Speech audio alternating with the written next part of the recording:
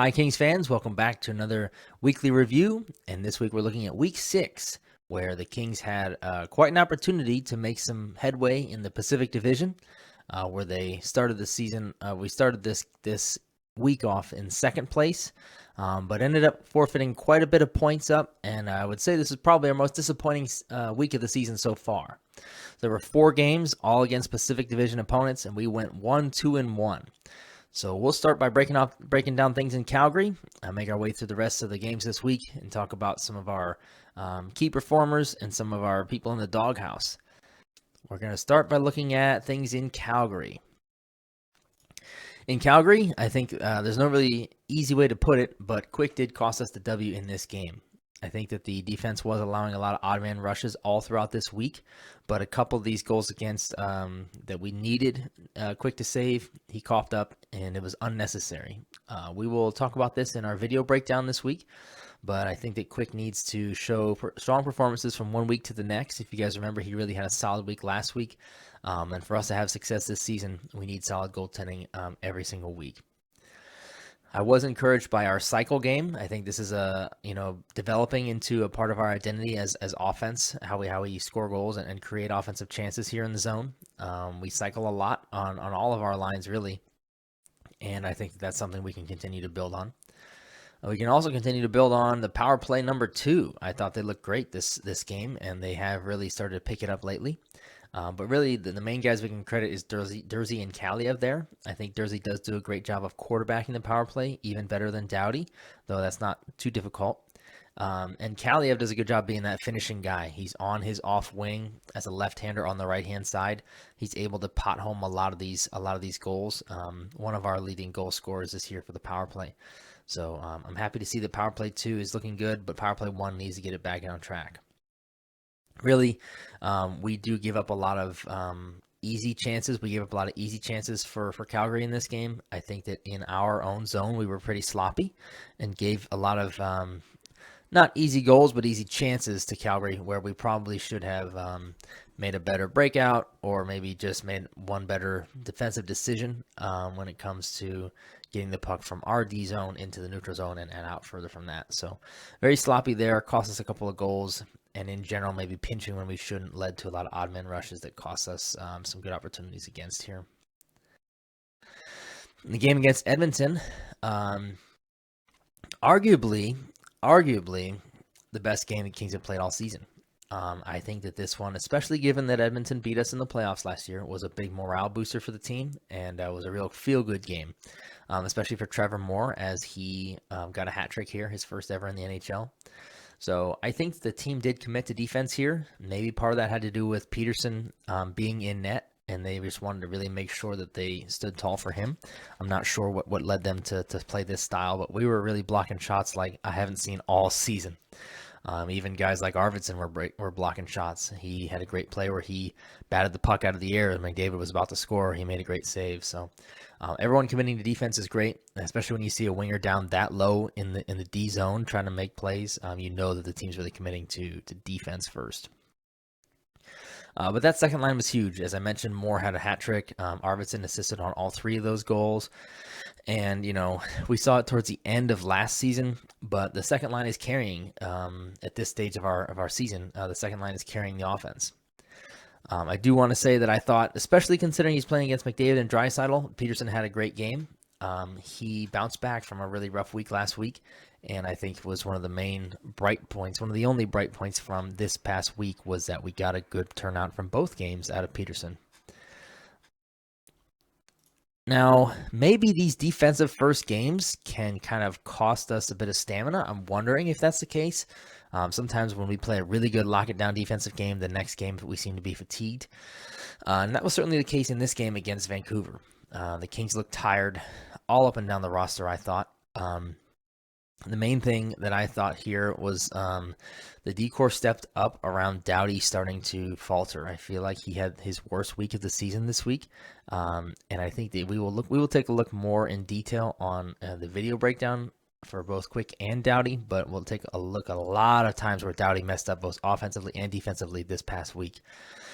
But guys like Edler seem to be stepping up. Dursey certainly stepped up this week. I think he had a good week. especially in that Calgary game. I think it was a Calgary game. He had 2 goals. So I'm excited to see the rest of the decor step up, but we still need Dowdy to be that number 1 guy, and he looked bad this game. The third line, I know McClellan was very upset in the post-game interview. He interviewed, and he didn't exactly mention any names, but you can pretty much assume that with the way he was talking about Lizotte and how he liked Lizotte, and, he praised the first and second line too.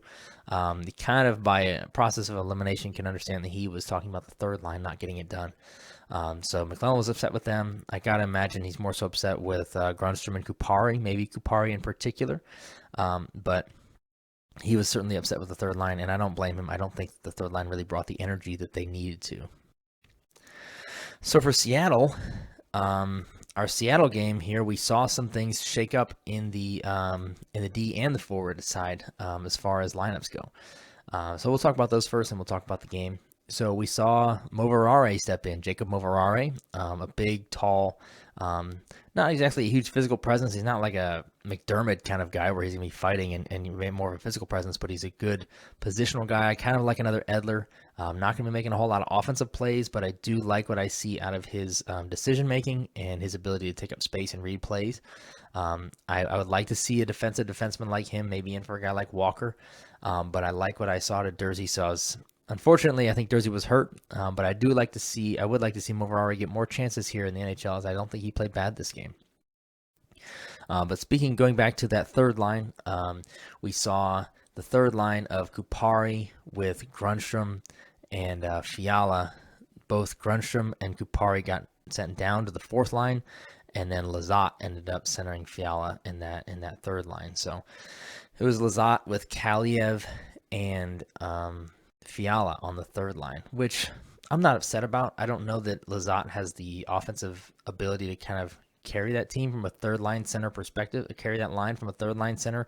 But I know that this is more of a message from McClellan to kind of tell Kupari and Grundstrom that they need to step it up. Again, we're back to the second line carrying the offense. We do need more from the first and the third lines here. We need to find a way to get Velarde back to his form earlier this year. Same thing with Fiala. If he's not on the board, it seems like the Kings aren't scoring. So I know we always have that second line we can go back to, but the other guys need to chip in around it.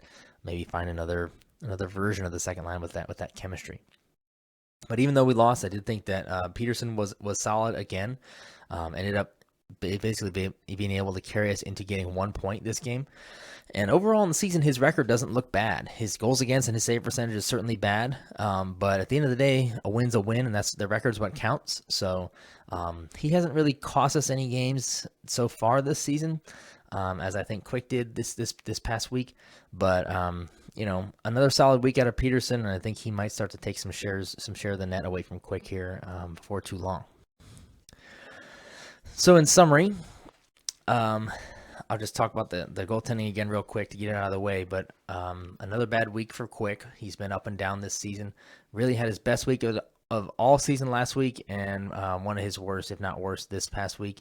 Peterson's getting better, but he's certainly not to the point where we've seen Quick have higher highs than Peterson so far this season. But we'll see how goaltending shapes out. It's always going to be our X factor throughout this whole season, I think. I do think that the whole structure of playing defense first is a more consistent way for us to win games.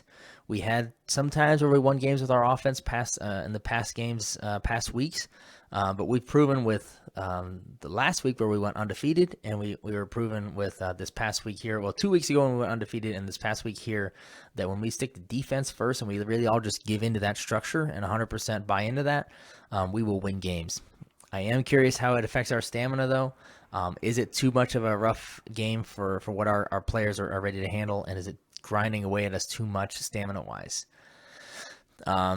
Standings-wise, we did give up ground in the Pacific, only beating Edmonton, who will probably be in the playoffs. It's going to be hard when we come towards the end of the season. When we look at guys like Vancouver, we look at teams like Seattle, they'll be nipping at our heels, if not in front of us, that we're fighting with for a playoff spot. So we'll see. We'll see how things continue to go against the Pacific Division, though so far it's been a rough start with Pacific Division games for the Kings this year. Now, we may see more lines continue to change here. I don't know when Iafallo is expected to be coming back. I would imagine here within the next week or two. Kupari was sent down to the AHL. I wonder what's happening there. I don't know if we might see Turcotte get a chance to come up. Maybe Byfield get a chance to come back up after a bit of a conditioning stint. But we might see some more changes to the line. Maybe Dursey stays out for a little bit longer and Brant Clark comes back in, or Moverare comes back in. But with injuries and with some recent performance, I think we will see some lineup changes happening very shortly. We're going to go to our key performers now. I think we have to start with Trevor Moore just because he got the hat trick against Edmonton was really the only reason why we won that game. And then we also will look at Arvidsson, his line mate, obviously with 4 goals by Moore. Someone's got to be feeding it to him, and it was Arvidsson all week long. So I can appreciate his offensive side of things. When he is clicking, he is really a force offensively, and more so on the assist side this time than the goal side. You see that Arvidsson really didn't take many shots. I didn't put up his shot count on there, but when Arvidsson is just blindly firing at net, I think that's when he's off his game. And when he's making passes like this, then that's more so how he can contribute to the team, because he's got some goal scorers. Like Moore is more of a goal scorer than a passer, and Deneau can certainly score the goals too. So definitely a good bounce back week from Arvidsson. And then I thought that Edler really came on, not so much earlier in the week, but in the later end of the week, really came on strong. He had 3 assists, 6 hits, and 4 blocks. He's a steady Eddie back there, and I just like to see him get involved in the offense. And he was kind of getting a little more towards that offensive side of the game towards the later end of the week. So especially with Dowdy struggling as he did, it was nice to see Edler step up. So I want to give him some recognition here. And then Peterson had a win and an overtime loss. He never didn't get the team any points. So out of a possible 4 points for the Kings, he got us 3, and had a .923 save percentage and only 4 goals against in 3 games. Granted, he played against the two of the top maybe 5 players in the league with both Draisaitl and McDavid, and didn't let him score. So only 1 goal against in the Edmonton game is very, very impressive for Peterson. So as always, we look at our key performers, and now we're going to look at who's in the doghouse. For us here in the doghouse, I've got some other folks, some other names to mention as we talk about Drew Dowdy. I want to talk about people who should be in the conversation with him as far as highest paid defenseman of the year, or in the NHL this year. So we're going to look at Drew Dowdy here. He had 2 assists, a +1, and 6 shots. But please tune into that video review, the video breakdown this week, as I'll show you plenty of opportunities where he could have had more as far as offensive goals or assists, and also just bad giveaways that really costing the team. So only to have 2 goals or 2 assists and 6 shots in 4 games for Dowdy, as much as he's making, is a disappointment. And it's not just always about offense, but the defensive side of things, he really struggled this week too. So yes, Dowdy here, he's making $11 million a year. And when we compare him to some of the better players in the league, I think most people would agree that Makar is probably the number 1 player defensively in the league. He's just such a beast on the power play, great skater, and really can make offense like a forward would from the defensive side of the game. So Makar is only making $9 million. Now, Makar making $9 million as the best. You'd think that you'd see other players drop off pretty steep from him, but Dowdy making 2 more than him. And then you've got Fox in New York, who we'll see on Tuesday. We'll get a great look at him. I think he is a very good 2-way defenseman and does a great job on their power play. He's making $9.5 million. And then Yossi, who led his team in points maybe last year or year before, and is always in the discussion. Norris Trophy wise, he's only making $9 million. So, you can't always look at the money. You can't always look at that and say, you have to be doing this, because Dowdy does do a lot of things on the defensive side that don't necessarily show up on the scoreboard. But for as much as he's making, we can pay 2 defensemen, $5.5 million. In fact, I think that's exactly what Phil Deneau is making, is $5.5 million. You could have 2 Deneaus or Dowdy. I think most people would take 2 Deneaus on their team at the way that he's playing right now.